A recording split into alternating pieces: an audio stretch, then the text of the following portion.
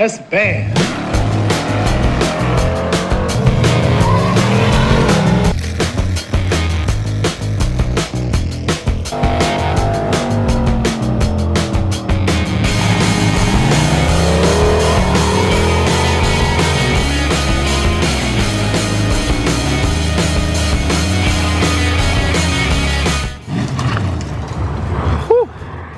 So behind me is a GMC Syclone. This is a vehicle that I'm sure a lot of you guys are really familiar with. This is a vehicle that is a lot of people's dream car. For any of you guys who may not be familiar with the GMC Syclone or the Typhoon, think of a Grand National, but in an S10 and all-wheel drive. Turbo V6, all-wheel drive. They didn't make a whole lot of them. They're sweet. But this one is just a little bit different. This is a project that started 8 years ago, believe it or not. And for the last roughly year, it's been at my place and I've been tinkering on it here and there. And today, it's finally gonna fire up for the first time in at least 8 years. Now, like I said, from the factory, the GMC Syclone and the Typhoon come with a turbo V6, and in their day, there was nothing else really like them. This one is just a hair different. Let me show you. So obviously, the mighty little V6 has been plucked out, and in its place has been stuffed a forged 6.0 LS with an LSA Supercharger on top of it. This thing will make more power than this truck will ever need. And I know what you're probably thinking. It's probably just a Turbo 400 with like a Ford 9-inch or something in the back, just a real basic like street truck build. But you would be so wrong. Because the thing that makes this special is behind that monster supercharged LS is a 4L80 with a Circle D converter. And behind the 4L80 is a transfer case going to an all-wheel drive system. This thing still sends that supercharged power to all four wheels, and that is so badass. And in the back here, the leaf springs were ditched in favor of a parallel 4-link system, some Viking double adjustable coilovers front and rear, and it is now powered by Holley EFI. So I know a lot of you guys have been seeing this truck in the background wondering what's been going on with it, and there's your answer. It's something I've been slowly working on here and there for Neil, the guy who owns it. It's not my truck. We're ready to fire it up. I found a few issues on it yesterday, and hopefully we got them sorted so we can actually fire this thing up and let it idle and let the computer learn a little bit, and we can get this thing back to Neil for him to enjoy. So I don't know about you guys, but I am dying to hear this thing fire up and roar to life and hear what that exhaust sounds like and hear that blower whine. I am ready. I'm gonna go get in the truck and we'll fire this thing up.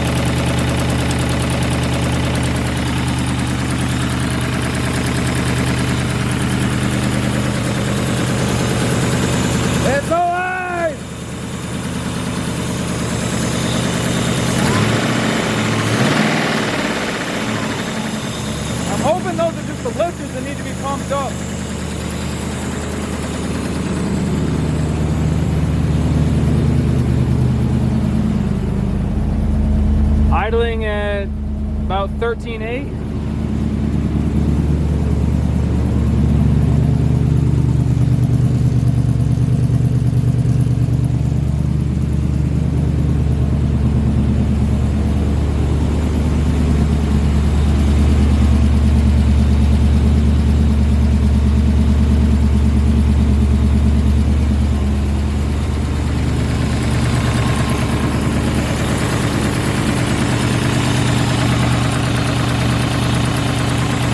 That valve cover's shaking like a motherfucker.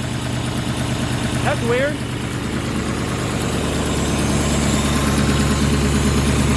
That one is too.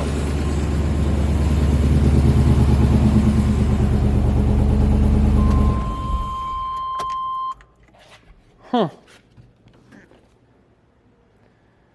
Did you guys see that? The valve cover over here, and that one too a little bit, was shaking like heck. It's not loose. I bet those valve covers are hitting the rockers. And if they are, that really sucks. But yeah, I noticed that when I was on this side. I could see the cap was doing one of these. But it fired up. And it sounded decent. I mean, for an engine that hasn't ran ever, as far as I know. I assume that the lifters were not pumped up at all. And one of the best ways to pump up lifters in an LS is to fire it. There's not really a way to like pull the distributor and pre-bleed the system, you know what I mean? Or pre-pump it. Not an easy way that I can do here. Yeah, the tune is really far off. So like when I revved it, the throttle hung there for a long time. But that'll just come with putting a good tune in the truck. It was idling at about 13.8, like fluctuating 13.6 to 13.9, which I think is okay for first fire. I usually like them to idle a little lean, like 15. Like the RX-7, I got idling like around 15 or so, because it's not like we need to use a bunch of fuel while we're just sitting there idling. Yeah, I have to pull the valve covers off and check that, because I think the rockers might be hitting the valve covers, because they're not loose. There's no reason for them to be shaking around that much. If they were loose enough for them to shake like that, then I would think it'd be puking oil. But yeah, the thing, it fired right up, which was sweet. God, I love these Holley systems. Like, I started with HP tuners. You guys know that. HP tuners with Goldie Hawn and a few others that I've messed with over the years. And the Holley just makes it so much easier. Like, yeah, there's more of an upfront cost, but if you're doing just one vehicle and you're not planning on tuning a bunch, the Holley's the way to go, I think. Heck yeah, man. So I'm going to pull the valve covers off, see if the rockers are hitting them, which I'm kind of pre-convinced that they are. And I'll just add that to the list, which sucks for Neil, because it seems like every time I talk to him, I'm like, hey, we need to replace this. We need to get new ones of these. And I don't know what rockers are on this motor, but they definitely seem like they're hitting the valve covers. That's one thing I really, really hate, is taking over someone else's project like halfway through. It's such a pain in the butt, man. I would rather someone drop me off a shell, like a rolling chassis, and just a blank check, and be like, here, get everything you need, do it the way you think it needs to be done, and I'll just pick up a car. Like, going through someone else's work and trying to find the way that they did, because everybody does things differently, you know? Like, the way I wired the Starfire, there's 15 other ways to do it. It just, I don't know. I think it's a pain in the butt. I don't really like doing it. So I'm probably not going to do too much more of that.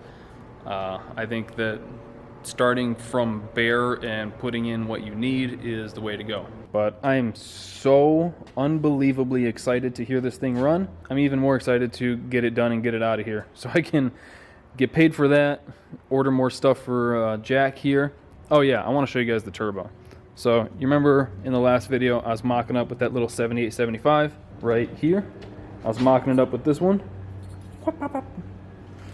And that's not the one we're using on the truck. I said we were going to use the 85, and I just want a real good visual representation for you guys so you can see an A to B comparison of how small the 75 looks next to the 85. This is the turbo that's going on Jack. It's huge, dude. Oh my god, I love it. So yeah, I went and picked that up from Sean's car yesterday, or the day before, whenever, I don't know. And I got the headers ordered. I ended up buying like the $90 eBay ones. I'm gonna try those, because if those don't fit right, I've got no problem cutting those up. And as soon as those show up, I think I've got enough piping I can start making the hot side for it. I think I've got enough piping I can start making the hot side for it and start getting this thing together, get everything where it needs to be. Now pull it apart, get everything painted so it looks nice, and start putting together a truck. And I ordered a shifter for this thing because Pops he was just gonna let this dumb freaking ratchet shifter go, and I couldn't do it. So I ordered a shifter. I don't know when it's gonna show up. Things are back ordered, but it's not like we're in a huge rush to get this thing together. I would like to be able to take it out a couple times later this season once it's done, but really hard to tell.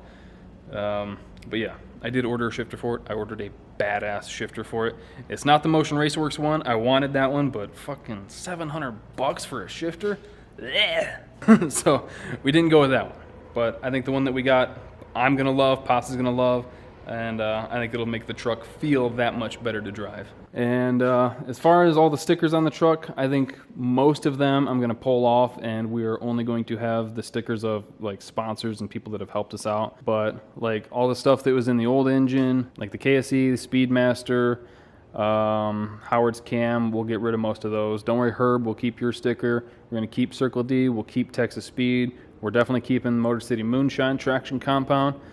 And one that just showed up is this one from Regal Auto Parts, where we got the engine for Jack. And this is gonna go right across the wing, and it's gonna look freaking sick. And that turbo, it fits perfectly now. So again, huge shout out to the guys at Regal. I appreciate everything they've done for us. And I can't wait to get this truck together, man. So, hope you guys enjoyed the video. Thank you for watching. Thank you for all the support. If you want any merch, first link in the description below. If you need anything from Snake Eater Performance, use code Snydertron for 10% off. If you need anything from Circle D, use code Snyder3000 for 10% off. And just appreciate you guys. So, thank you for watching. Hope you enjoyed it. Thank you for subscribing, clicking that bell. I'll see you next time.